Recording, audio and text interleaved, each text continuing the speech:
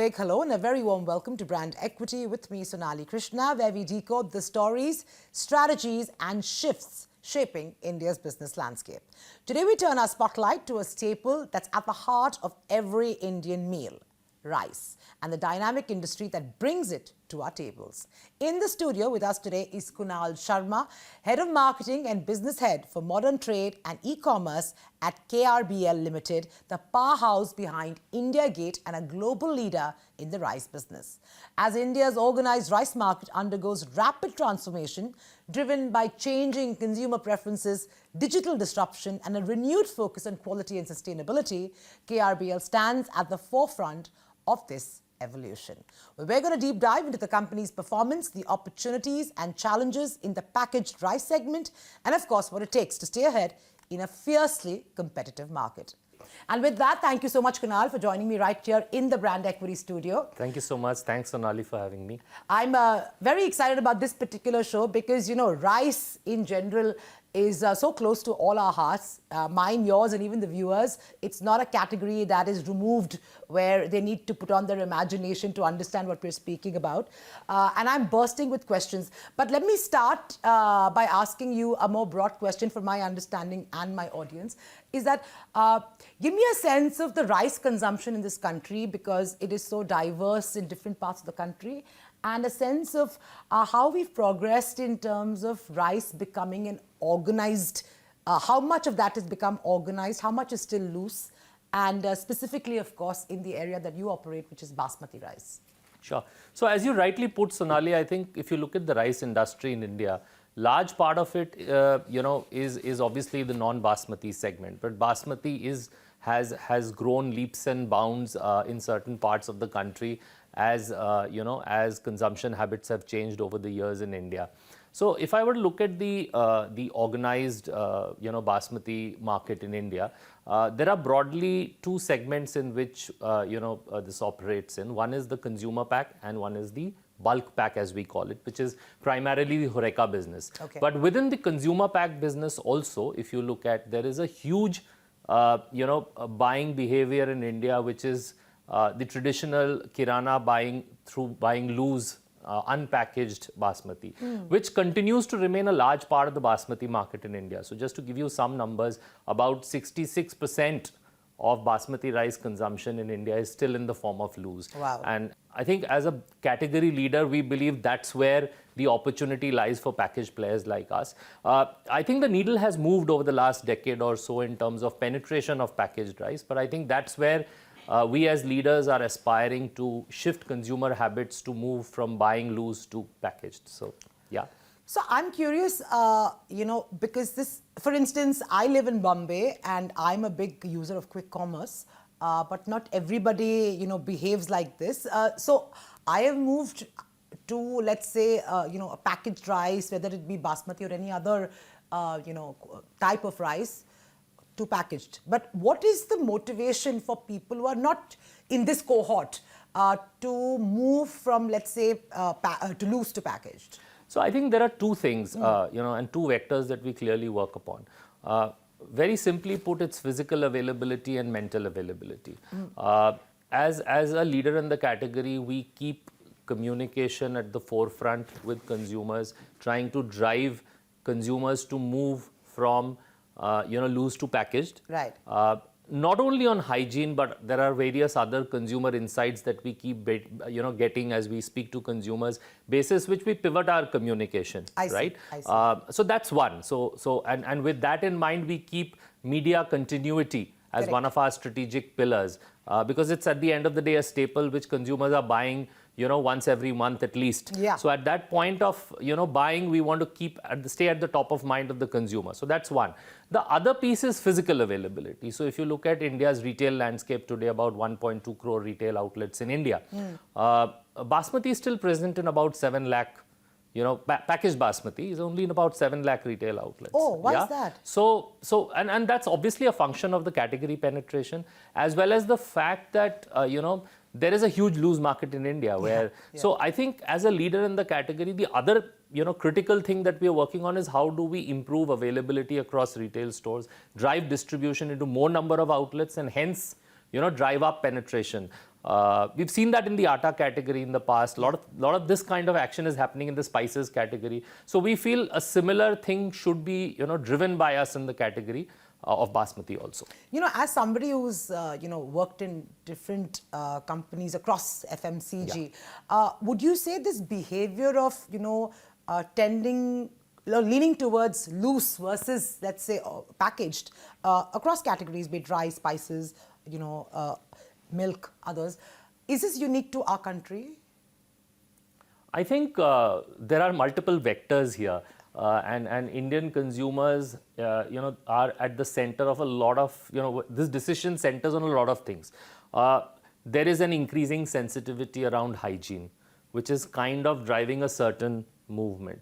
There is also another interesting contra to that, which is about the freshness of food products. Yeah. So, there are multiple forces pulling each other.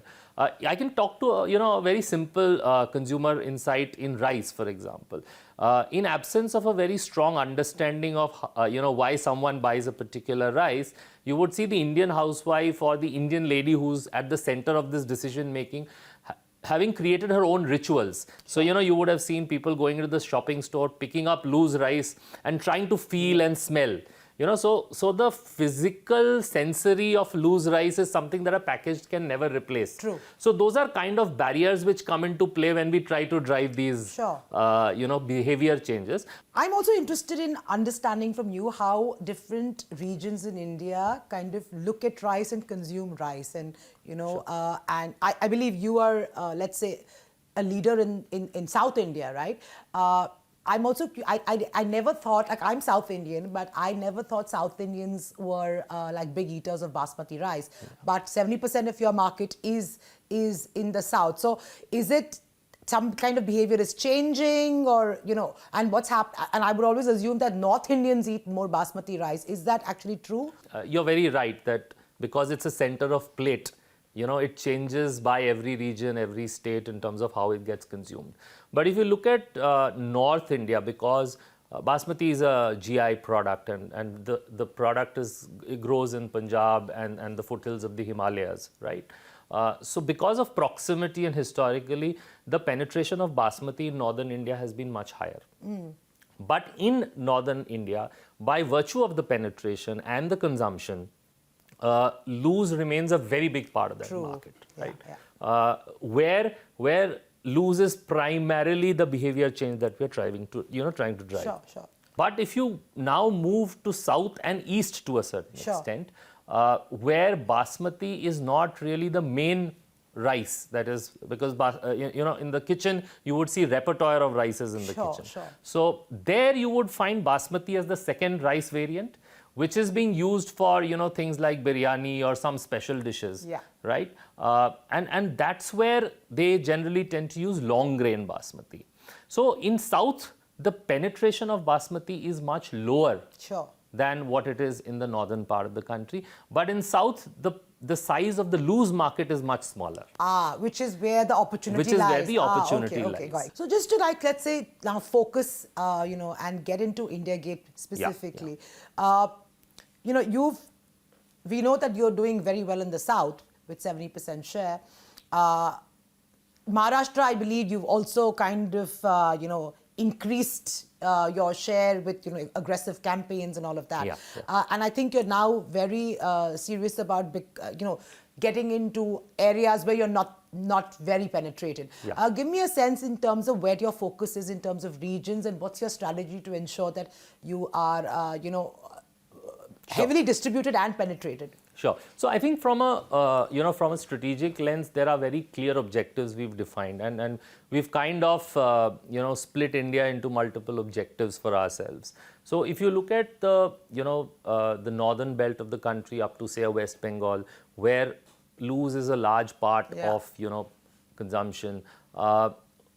Through communication and through expanding our distribution footprint rapidly, we are really trying to kind of drive this penetration change for packaged Basmati, I think. And if you look at it, the number 2 players in each of the states in these, each of these states in North and East are very different. So we don't have one number 2 player we are up against in the packaged space. So To be very clear, I think our competition is largely what we call khula basmati in common parlance. Yeah. So I think that's what we are up against. In the western part of the country, we are looking at kind of largely consolidating our market share within packaged, and obviously driving consumer preference distinctively, right? Through our communication and building brand connect with consumers in this part of the country. In South, it's again a very interesting piece. In South, a few years back, we had done a consumer research and we had found that in urban centers like Bangalore, Hyderabad and Chennai, a lot of the urban consuming households, who basically from the South, had started using dishes like lemon rice, coconut rice, and started using basmati for that. Oh, okay. So now that was an interesting trend we picked up. So we got into it and we started using communication and digital mediums to kind of drive this behavior change. And that's not really a very short-term business agenda. I think it's a long-term behavior change that we're trying to drive. But we feel in a market where we are 70% plus market share and there is no loose consumption. I think getting basmati penetration through giving different use cases is what we are trying to do in the South. So, Okay. Getting it. You're saying you're trying very hard to kind of convert this population, large population that's consuming loose to packaged. How are you doing that? Most of the number 2 players that I spoke about are not really brands, right? Okay. They move in and move out of the market depending on how the market conditions are, right? The other thing that we are able to do and these kind of players are not able to do is to give consistently good quality of the product to the consumers. Because when you buy packaged, you buy it once, the second time you buy, you typically want the quality to be consistent. Absolutely. And that's something as a pan-India national leader player, we are able to do consistently. So that keeps consumers in our fold. And the third piece is the whole piece on marketing where we as a brand, continue to strive to be the top of mind brand. So, when consumers go out to shop, India Gate is top of mind, and that helps them buy the product over everything else that's available in the store. So I think 3 cornerstones to this whole strategy that we've taken. Right. And how much of, let's say a slowdown, because I've spoken to people across categories, let's say in the FMCG space itself, and most, people have said, most heads have said that because of the kind of stress on the average Indian's wallet, they are down trading. Have you seen that kind of behavior in the last couple of years? Sonali, in our category, that typically does tend to happen, right? That typically does tend to happen when inflationary pressures are high and there is a competitive advantage that loose rice in terms of pricing is able to. Absolutely. And hence we see a lot of dual usage. So consumers moving in to packaged, again moving out, again moving in. But I think our objective is to keep getting those consumers back into the funnel to buy packaged. Having said that, on a larger perspective, yes, I think, and because we are more an urban category, in the urban categories have seen a lot of stress in the last few quarters. I think that's quite evident. Every FMCG company is going through it. Also the fact that there's a lot of channel dynamics now playing out, right? Between, say, a general trade, a modern trade, and quick commerce, which has come into the foray and really expanding. Give me a sense of your market share across these. So I think just to give you broad numbers that we, kind of have reported, I think our market shares in general trade trend to be around 38 to 39% typically, which is we are the number 1 player by far pan-India. In modern trade, we operate at about 42% market share, and in e-commerce, though there's not syndicated data, but basis data that we have, we are at about 45%. Wow. So that's the kind of volume market shares we command. So basically you're leading, relatively speaking, in quick commerce. I have a couple of questions as somebody, who's very entrenched in MT and quick commerce and all of that. What we've been noticing is that the kind of discounting that we're suddenly seeing in quick commerce, right, which is, and since we're so price sensitive as a consumer, the GT guys are not able to be that aggressive on discounts. And so there are more and more people who are slowly but steadily moving to quick commerce, because if I do a certain basket, then I'm anyway getting free delivery. So my point is, are you seeing that, and what is being done? And this is not a specific, question to your companies. I want you to put on the category hat or even the FMCG hat and say, is anything being done to ensure that the GT kind of gets a little bit more aggressive in its pricing so they don't lose out on what's happening here? So I think to answer your question, I think it's not really a brand-specific point that you mentioned. Not at all. I think what is important here is to understand that as quick commerce comes into play, more and more people are adopting quick commerce as a platform to buy. When they go on to buy, they see discounts. So it's not really a consumer coming on to an e-commerce and comparing prices versus what they're buying for a particular brand. It's an overall decision that they've taken. Yes, yes. Now, there are other vectors of this decision, which was convenience, right? And some of these drivers have actually impacted modern trade the most, what we see recently in the last 6 months. So people who were already buying from organized retail find the convenience of home, 10-minute delivery, low order sizes, they can top up at about 200 rupees and get stuff into their house. Yeah, yeah. I think those are all drivers that we've seen. But I think eventually, I see a time come where most of the e-commerce and quick commerce players will kind of look at making margins and look at not really getting into the discounting game in the long run. I think in the short run, everybody is looking at consumer acquisition. Yeah. So everybody's trying to play a quick way to get consumers. And the other point on how do we keep GT competitive, I think consumer behavior is something that we have to be cognizant of.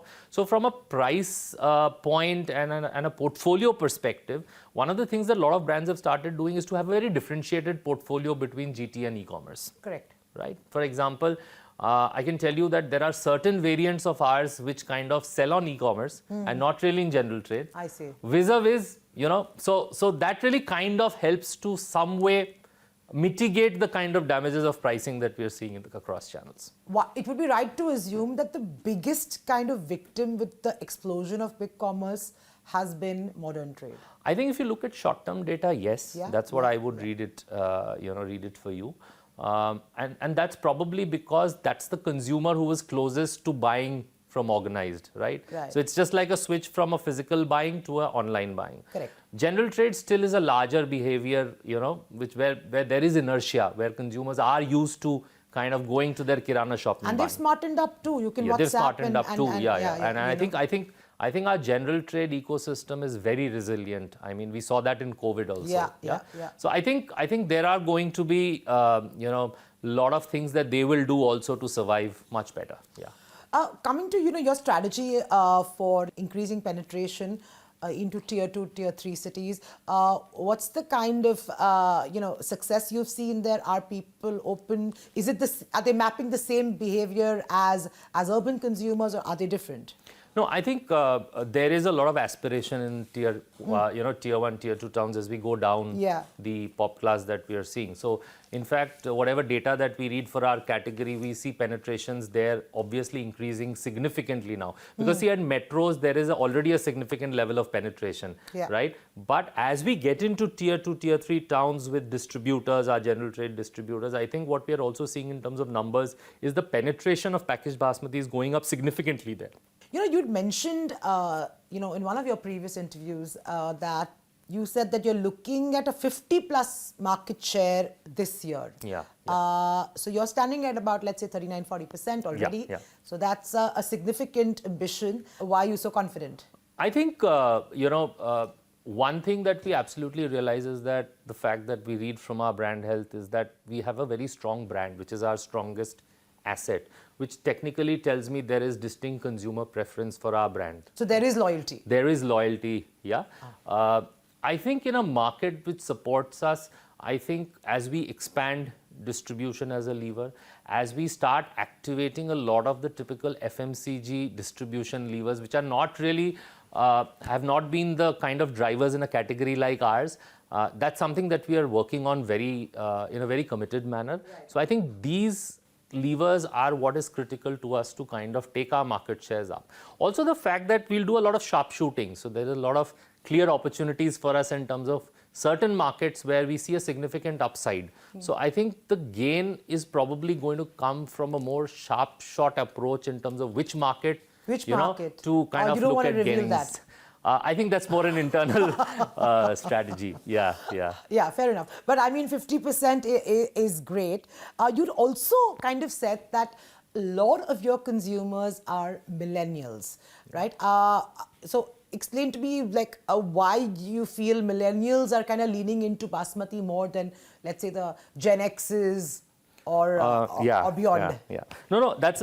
I mean, I would just like to rephrase that by saying that, you know, our core TG still remains the same. The core TG is, say, a 35 to a 45-year-old lady who's buying, you know, Basmati for the house. But in the last, what should I say, 10 years or 15 years, these consumers have fundamentally changed. So it's a different set of consumers we are now talking to. And I think in the last 10, 15 years, there's been a dramatic shift in the way people have started looking at food, the way they are interacting with food, and also staples as a category. So staples as a category technically has always been a low involvement category. Absolutely. Yeah. I think as a leader in the category, what we're trying to do is to, number one, and we've just undergone an entire packaging revamp after 20 years, where we've tried to, you know, kind of empower and educate our consumers in terms of how to buy the right Basmati for themselves. How to buy the right Basmati? Yeah, and you know, because there is a range and plethora. No, I'm asking you. No, that's an interesting thing which emerged as an outcome of, you know, what we did. And in fact, this started 2 years back when we sat down and we kind of realized that there is a lot of confusion in the consumer's mind when they're going out to buy. Yeah. And the easiest surrogate then becomes price. So consumers just navigate the portfolio by price. Yeah. Right. And the other thing was, then there was so much of variety on the shelf that they just navigated to what they could, you know, kind of pick up and buy. I think we did an entire extensive exercise reaching out a lot of consumers to understand how they buy. And then we arrived at a kind of way of segmenting our portfolio, which was completely new to what we were doing. You know, typically Basmati is like a long grain, which is most expensive, to a short grain, which is the least expensive. And we tried to segment our consumers into different mindsets. You know, so we created that mindset, which is something what we in marketing jargon call a perfectionist mindset.